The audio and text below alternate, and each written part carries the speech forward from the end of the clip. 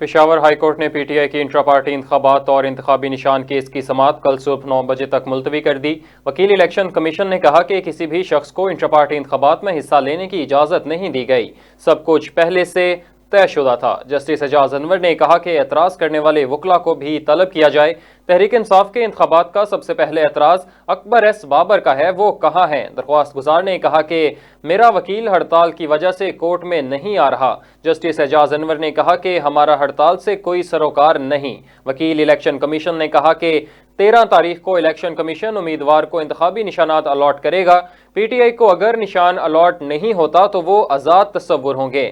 High court میں P T I کو عبوری ریلیف دی، وہ ختم ہو گئی ہے۔ وکیل الیکشن کمیشن نے کہا کہ کسی بھی شخص کو انٹرا انتخابات میں حصہ لینے کی اجازت نہیں دی گئی، سب کچھ پہلے سے طے شدہ تھا۔ پی ٹی آئی نے انٹرا پارٹی الیکشن کے لیے کسی سے کاغذات نامزدگی طلب ہی نہیں کیے۔